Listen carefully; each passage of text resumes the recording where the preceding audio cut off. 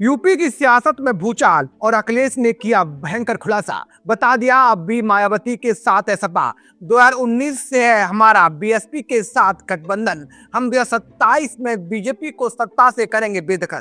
दोस्तों, उत्तर प्रदेश की राजनीति में एक बार फिर बड़ा सियासी धमाका हुआ है। इस बार बयान आया समाजवादी पार्टी के राष्ट्रीय अध्यक्ष अखिलेश यादव की तरफ से, जिन्होंने साफ साफ कह दिया है कि समाजवादी पार्टी आज भी बहुजन समाज पार्टी के साथ खड़ी है और 2027 में बीजेपी को सत्ता से बेदखल करना तय है। इस बयान ने सियासी गलियारों में नई बहस छेड़ दी है और सबसे बड़ा सवाल खड़ा कर दिया है कि क्या यूपी में फिर से सपा बसपा का ऐतिहासिक गठबंधन लौटने जा रहा है। अगर हम इतिहास के पन्ने पलटे तो तस्वीर बिल्कुल साफ नजर आती है। साल 1993 का वो दौर जब मुलायम सिंह यादव और काशीराम ने हाथ मिलाया था और राजनीति की पूरी दिशा बदल दी थी।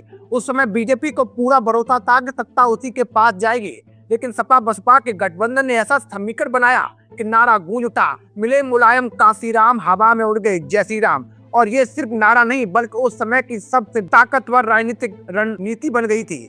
जब चुनाव परिणाम आए तो समाजवादी पार्टी को 109 सीटें और बहुजन समाज पार्टी को 67 सीटें मिली।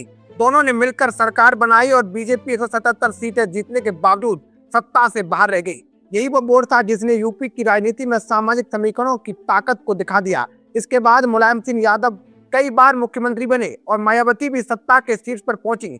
ऐसा माना जा रहा है, ऐसा लगने लगा था उस समय कि जब यूपी की सत्ता पर इन्हीं का कब्जा रहेगा और बीजेपी कांग्रेस के लिए रास्ता बिल्कुल मुश्किल हो गया था। लेकिन राजनीति में स्थायित्व तो कम ही देखने को मिलता है और तभी गेस्ट हाउस कांड हुआ जिसने इस पूरे मजबूत गठबंधन को तोड़कर रख दिया। इस एक घटना ने दोनों दलों को अलग अलग रास्तों पर ला खड़ा कर दिया। लंबे समय तक सपा और बसपा एक दूसरे के खिलाफ चुनाव लड़ते रहे। समय बदला, 2014 के बाद सपा का जनाधार कमजोर पड़ा तो बसपा का ग्राफ भी गिरने लगा। ऐसे में अखिलेश यादव ने एक बार फिर दोस्ती का हाथ बढ़ाया और मायावती ने भी साथ आने का फैसला किया। 2019 के लोकसभा चुनाव में दोनों दल एक साथ आए, लेकिन चुनाव के बाद मायावती ने गठबंधन से दूरी बना ली और बावजूद इसके कि अखिलेश यादव लगातार ये कहते रहे कि उनकी लड़ाई साझा है और बीएसपी के साथ है। दोस्तों, अब एक बार फिर अखिलेश यादव ने ये साफ कर दिया है कि 2019 से बना ये रिश्ता खत्म नहीं हुआ है, बल्कि आज भी दोनों दल समाज के लिए एक साथ खड़े हैं और उनका लक्ष्य 2027 में बीजेपी को सत्ता से हटाना है।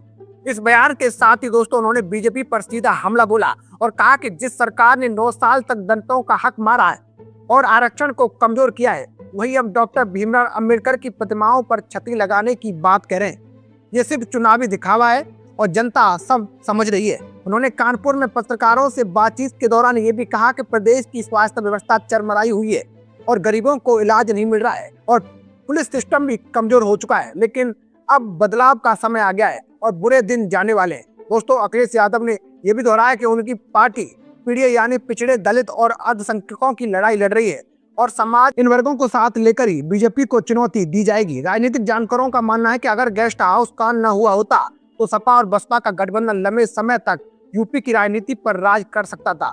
उस दौर में मुलायम सिंह यादव और काशीराम की जोड़ी को अजय माना जाता था और उनके इस बनाए सामाजिक समीकरण की काट किसी के पास नहीं थी। आज फिर वही सवाल खड़ा हो रहा है, क्या इतिहास खुद को दोहराने जा रहा है?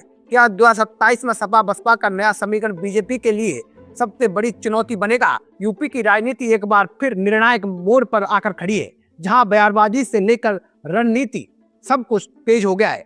एक तरफ बीजेपी अपने संगठन और योजनाओं के दम पर मैदान में है, तो दूसरी तरफ सपा अपने पुराने समीकरणों को फिर से जिंदा करने की कोशिश में जुटी है। बसपा की भूमिका भी इस पूरी कहानी में बेहद अहम होने वाली है। आने वाले दिनों में ये साफ हो जाएगा कि ये बयान सिर्फ सियासी रणनीति है या फिर किसी बड़े गठबंधन की ठोस शुरुआत। लेकिन इतना तय है कि 2027 का चुनाव सिर्फ सत्ता की लड़ाई नहीं बल्कि सामाजिक समीकरणों की भी बड़ी जंग होगा और इसी के साथ यूपी की राजनीति एक बार फिर देश की सबसे दिलचस्प राजनीतिक कहानी बनती जा रही है। दोस्तों, आप क्या सोचते हैं? क्या सपा बसपा फिर साथ आएंगे या सिर्फ सियासी बयान है? अपनी राय कमेंट बॉक्स में जरूर बताइए। तो दोस्तों, मैं था आपके साथ मुकेश उपाध्याय। जय हिंद, जय भारत।